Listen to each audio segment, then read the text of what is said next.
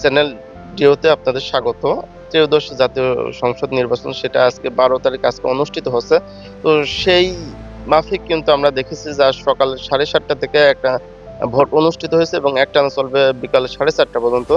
তো এই মুহূর্তে আমি অবস্থান করছি ছত্রপাড়া সরকারি প্রাথমিক বিদ্যালয়ে। আমরা দেখেছি যে এখানে সকাল থেকে কিন্তু ভোটার উপস্থিতি কিন্তু অত্যন্ত সন্তোষজনক। কারণ আমরা দেখেছি যে এখানে বিশেষ করে যে আমাদের অ্যা চুয়াডাঙ্গা ১ আসনের দাঁড়িপাল্লার ক্যান্ডিডেট অ্যাডভোকেট মাসুদ পারভেজ রাসেল এবং তার নিজ কেন্দ্র এবং নিজ এলাকা, সেদিক থেকে কিন্তু মানুষের ভিতরে এখানে একটু উৎসাহ উদ্দীপনা কাজ করছে।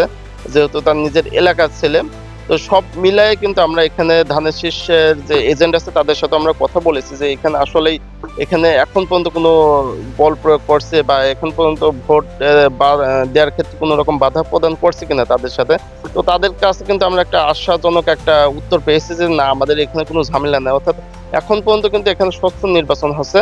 তো সব মিলায়ে কিন্তু আমরা দেখেছি যে এখানে আইন শৃঙ্খলার যে পরিস্থিতি সেটা কিন্তু অত্যন্ত কিন্তু কঠোর অবস্থায় আছে আইন শৃঙ্খলা বাহিনী। বিশেষ করে আমরা যদি বলি এখানে পুলিশ এবং আনসার বাহিনী তারা কিন্তু আ গতকাল থেকেই কিন্তু এখানে ডিউটি করছে এবং এখন পর্যন্ত কিন্তু অত্যন্ত তৎপর আছে। এর পাশাপাশি কিন্তু আমরা দেখেছি যে এখানে সেনাবাহিনী এবং বিজিবি কিন্তু কিছুক্ষণ পরপরই কিন্তু টহল দিচ্ছে যাতে কোন রকম কোনো অপ্রীতিকর ঘটনা না ঘটে, সেজন্য কিন্তু তারা অত্যন্ত তৎপর আছে। তো মোটামুটি এখন পর্যন্ত কোন রকম এখানে কোনো অনাকাঙ্ক্ষিত ঘটনা ঘটেনি। তো এখানে আমরা দেখেছি বিশেষ করে পুরুষ ভোটারের তুলনায় কিন্তু নারী ভোটারের সংখ্যা এখানে বেশি এ কেন্দ্রেও।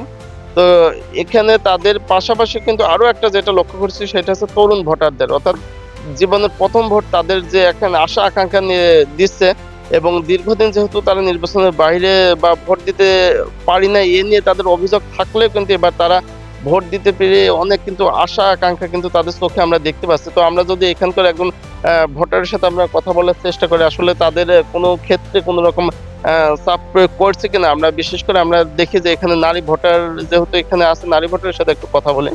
আম আপনারা তো এখানে ভোট দিতে আসছেন। কোনো প্রার্থী কর্তৃক আপনাদের কোনো করছে কিনা, চাপ প্রয়োগ করছে কিনা? না, না, কোনো সমস্যা নাই। আ এই যে এখানে যেটা দেখছি আমরা নারী পুরুষ ভোটের তুলনায় নারী ভোটের সংখ্যা অনেক বেশি। জি।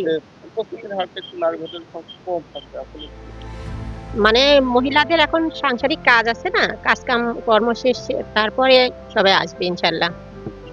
আমরা একজন পুরুষ ভোটারের সাথে কথা বলার চেষ্টা করি যে এখানে কোন রকম ভোট দিতে কোন রকম আ প্রতিবন্ধকতার সৃষ্টি করছে কিনা নাকি কোন রাজনৈতিকভাবে প্রভাব খাটিয়েছে কিনা। আ জি, না, না, এ ধরনের কোনো কিছু হয়নি। জি, না। আপনাদের তো আপনাদের পছন্দের প্রার্থীকে এখন পর্যন্ত জি, জি, এখন পর্যন্ত দিতে পারছে আরকি। আপনাদের কোনো ভোট দেওয়ার প্রতি কোনো অভিযোগ আছে কিনা? না, ইনশাআল্লাহর মতে নাই। আমরা এখন পছন্দ মতন যাকে ইচ্ছা তাকে ভোট দিতে পারবো ইনশাআল্লাহ। আ আমরা যদি এখানে আ একজন তরুণ ভোটারের সাথে কথা বলার চেষ্টা করি। আ আপনার তো সম্ভবত মনে হয় এটা পছন্দ। না, এটা দ্বিতীয় ভোট। জি। আচ্ছা। তো এখন পর্যন্ত যে এখানে যে আইন শৃঙ্খলা পরিস্থিতি বা এখন যে ভোটারদের যে পরিবেশ সৃষ্টি হওয়ার কথা ছিল বা এখন কিন্তু আশারও পাচ্ছেন।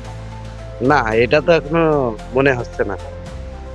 মানে এখন পর্যন্ত কোনো বিশৃঙ্খলা সৃষ্টি হয়নি। না, না। জি, জি, জি। আচ্ছা, যেমনটি শুনছিলেন যে এখন পর্যন্ত কিন্তু এখানে কোনো প্রতিবন্ধকতা বা কোনো অপ্রীতিকর ঘটনা ঘটে নাই। তো পরবর্তী সময়ে আমরা আপনাদের আরো আপডেট জানিয়ে দেব।